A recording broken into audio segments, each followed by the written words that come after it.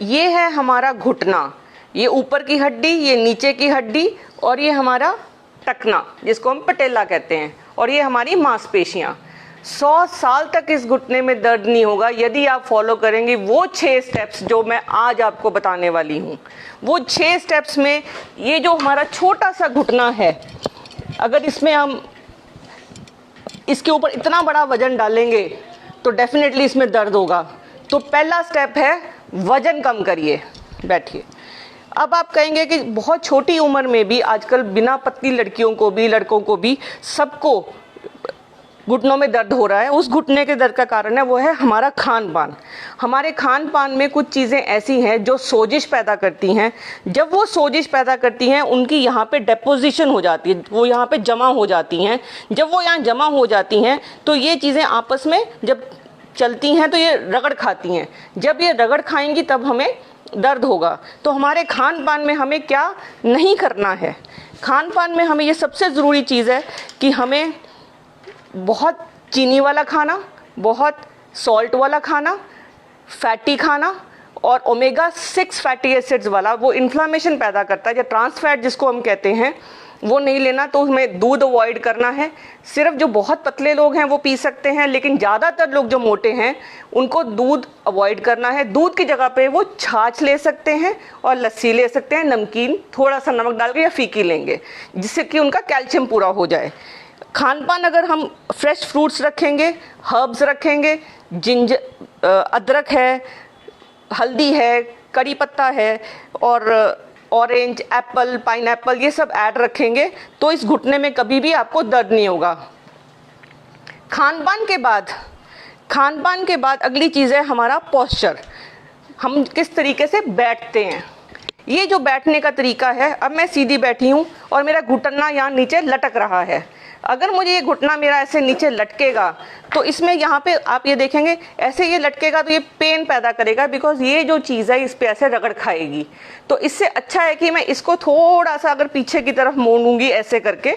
इसीलिए 6 से 8 इंच की मेरे को एक पट्टी रखनी है जो मैं जब ऑफिस चेयर में बैठूंगी तो उसको ऐसे रखूंगी। अगर ऐसे रखूंगी और ये चीज़ ऐसे होएगी तो ये दोनों चीज़ें आराम देंगी और ये दर्द नहीं होगा। तो ये जो मूवमेंट है यहाँ से लेके यहाँ तक, इसका एंगल, इसकी हाइट और इस जॉइंट की हाइट में एक एंगल होना चाहिए। ये जॉइंट, नी जॉइंट जो है वो हिप जॉइंट से हमेशा 1 आधा इंच ऊपर रहना चाहिए और सपोर्टेड रहना चाहिए, ताकि 6 से 8 इंच, ताकि ये नी में दर्द ना हो। अगली रहेगी मेरी चप्पल। आपने देखा ही होगा मैंने चप्पल भारी पहनी हुई है, इसीलिए मेरे घुटने में कट कट की आवाज़ आती है। इस चप्पल को अगर मैं सीधा पहनूंगी, बिना हील के पहनूंगी और सॉफ्ट पहनूंगी तो मेरे घुटने को आराम मिलेगा।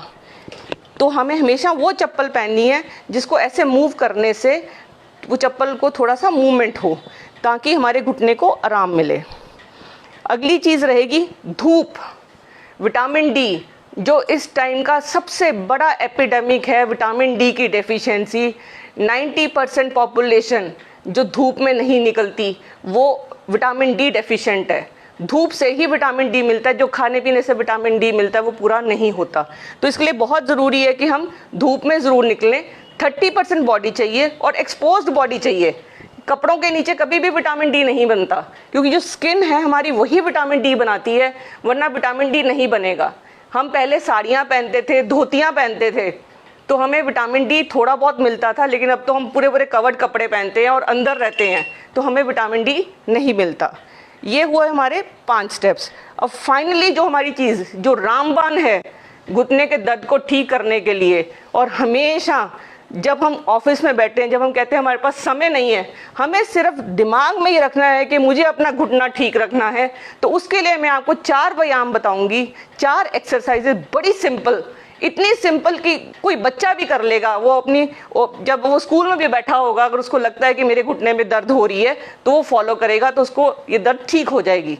पहली एक्सरसाइज रहेगी कि पैर को बड़े प्यार से ऊपर की तरफ लेके जाइए, इसको यहीं पर रोकिए, 1 से लेके 10 तक गिनती करिए और फिर बड़े प्यार से इसको नीचे रहिए। जो सबसे ज़रूरी बात है कि हमें बड़े प्यार से ये करना है, क्योंकि अगर हम ऐसे ऐसे करेंगे तो इससे तो रगड़े जाएगी, अगर वो रगड़ेंगे तो फिर हमारी दर्द बढ़ जाएगी और सोजिश भी बढ़ जाएगी। ऐसे ही हम दूसरे पैर के साथ, दूसरे घुटने के साथ करेंगे। इससे क्या है कि जो हमारी ये वाली मांसपेशी है वो स्ट्रांग होएगी। जितनी भी मांसपेशियां हैं वो जॉइंट को इस तरीके से खींच के रखती हैं और यहाँ पे जगह बना के रखती हैं। जब ये मांसपेशियां कमज़ोर हो जाती हैं और ढीली पड़ जाती हैं, दोनों चीज़ें आपस में इस तरीके से रगड़ खाती हैं। जब ये रगड़ खाएंगी, ये जो जॉइंट स्पेस है ये कम हो जाती है, ये एक दूसरे पे रगड़ खाती हैं तो बहुत पेन होती है और तभी नी प्लेसमेंट की बारी आ जाती है। इस मसल की जिम्मेवारी आपकी है। ये हुई पहली एक्सरसाइज। अगली एक्सरसाइज रहेगी, इस पैर को सीधा रखेंगे और केवल ऐसे ऐसे करेंगे। इससे जो पीछे वाले आपके मसल्स हैं, जो पीछे टांग के पीछे हैं, वो हेल्दी रहेंगे आपके। बस आपको ये भी 10 बार करना है यूं यूं करके, और मूवमेंट है आगे पीछे की, खींच के रखना है ऐसे दूसरे घुटने के साथ। फिर आएगी तीसरी एक्सरसाइज, एक फिस्ट मुट्ठी बनाएंगे। हमारे को कोई चीज़ की ज़रूरत नहीं है, सिर्फ हमारे हाथ ही काफ़ी हैं। दोनों घुटनों के बीच में ऐसे रखेंगे और इसको खूब ज़ोर से दबाएंगे। इससे जो हमारा जो बीच वाला मसल है, जो ये अंदर की तरफ जो मसल्स हैं, जो यहाँ पे जो मसल्स हैं, वो ठीक होएंगे और स्ट्रांग हो जाएंगे। इसके बाद नेक्स्ट एक्सरसाइज रहेगी, ये साइड पे हाथ रखेंगे हम, इसको ऐसे दबाएंगे और हाथ को अंदर की तरफ, घुटने को बाहर की तरफ, इसको ऐसे दबाएंगे। ये एक्सरसाइज 10 की काउंटिंग पे 4 एक्सरसाइजेस 10 की काउंटिंग के लिए दिन में 2 बार करेंगे और हर एक्सरसाइज आपने 10 बार करनी है। ये जो 4 × 10 × 10 है, 2 × 4 × 10 × 10 है और × 2 है, ये जो फॉर्मूला है आपका, ये आपके घुटने को 100 साल तक दर्द नहीं होने देगा। अगर आपको ये इन्फॉर्मेशन अच्छी लगी हो, इसको आप शेयर करिए